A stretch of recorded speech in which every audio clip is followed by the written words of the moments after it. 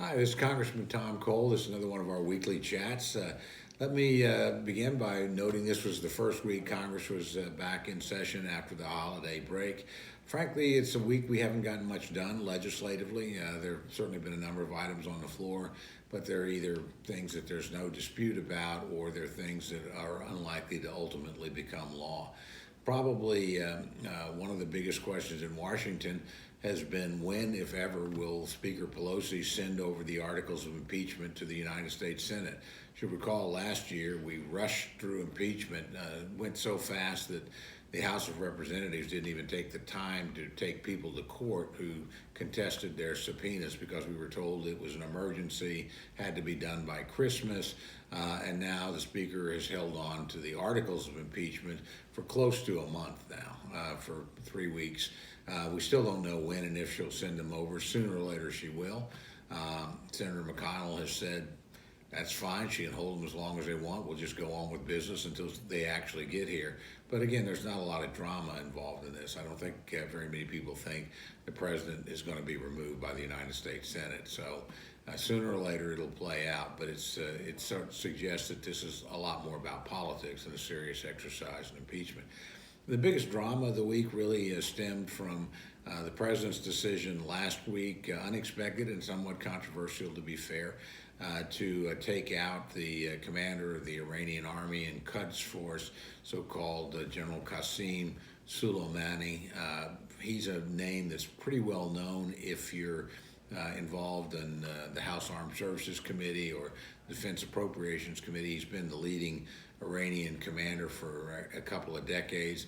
Quite frankly, he's killed a lot of Americans, was responsible for 600 plus American deaths through improvised explosive devices, IEDs as they're called, during the Iraqi war.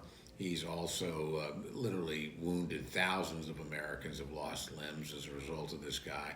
And then beyond that, he's killed thousands of people in his own country, putting down protests and rebellion, and literally tens of thousands of people across the Middle East. Because he had control of a state apparatus, he's probably been the most effective terrorist in the Middle East. Far more deaths resulting from his actions, for instance, than even somebody like an Osama bin Laden. So the president made the decision, had the opportunity to take him out. He's a designated terrorist, has been for 13 years.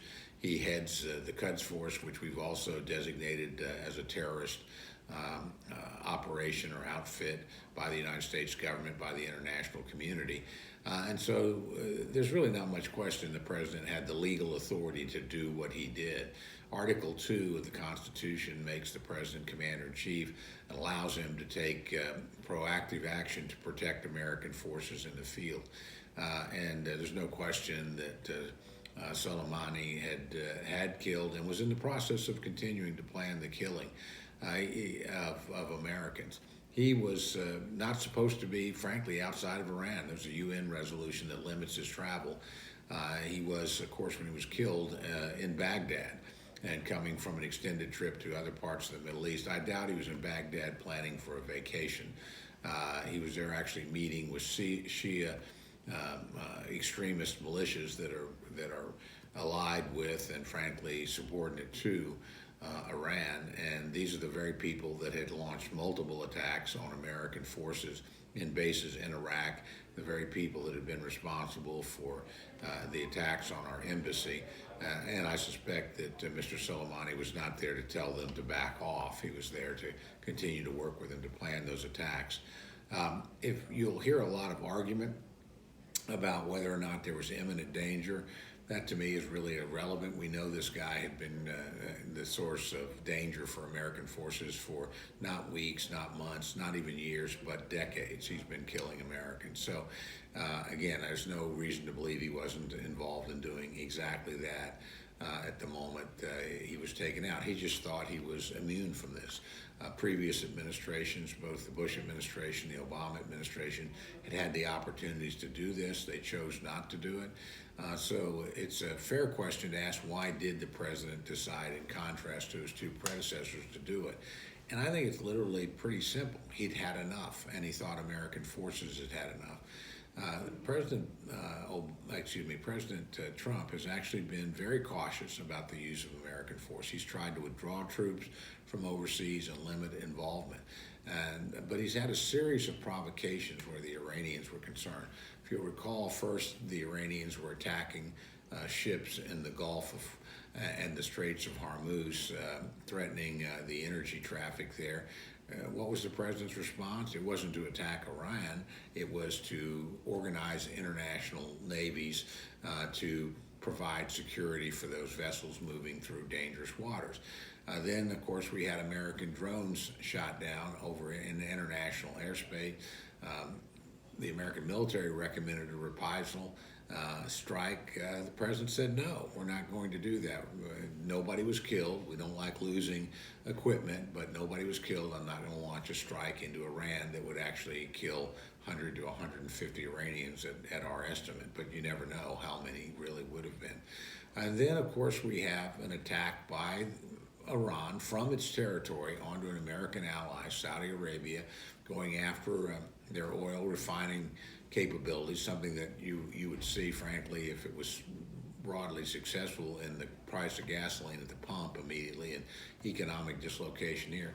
What was President Trump's response? It wasn't to attack Iran. It wasn't to go after where they knew those missiles were launched from. It was to send American forces to Saudi Arabia to provide additional defensive capability, extra Patriot missile battles, and so on.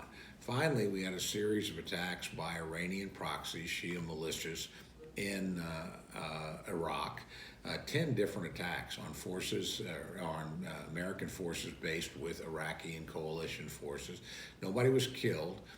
Finally, on the 11th attack, somebody was killed. An American contractor was killed. 4 American servicemen were seriously wounded. And the president struck back. He didn't strike at Iran. He struck directly at the Shia proxies who had attacked American forces. He killed about 25 of them, took out 3 of their installations.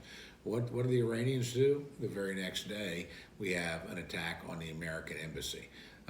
Thank goodness, no loss of life, but it easily could have happened, and it was a violation of American sovereignty. Your embassy is the same as your own domestic soil, so it's almost like it's an attack on the country.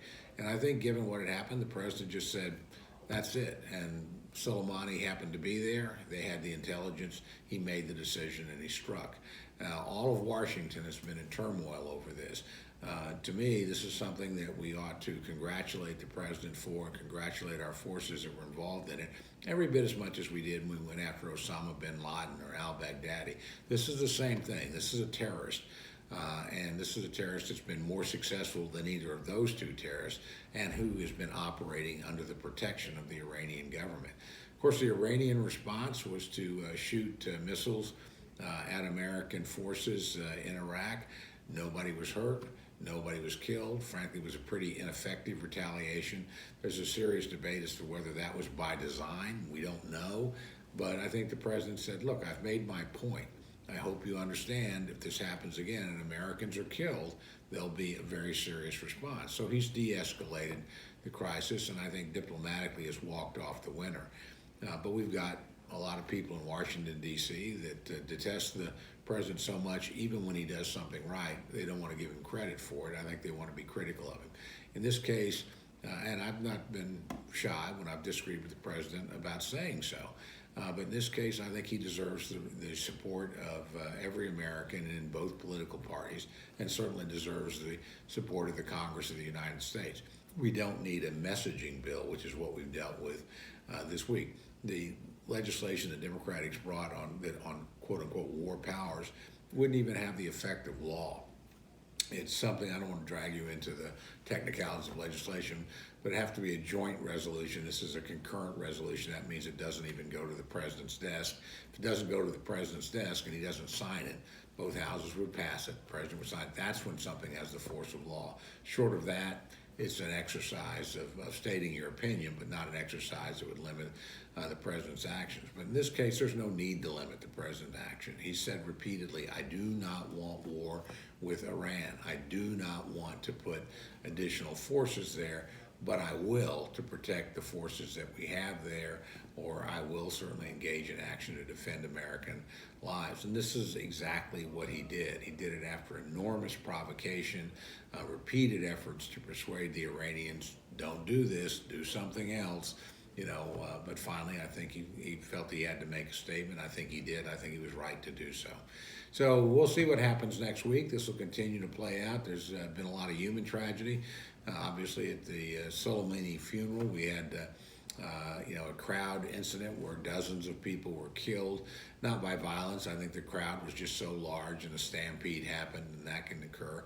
Much more concerning, we had a Ukraine airliner shot down.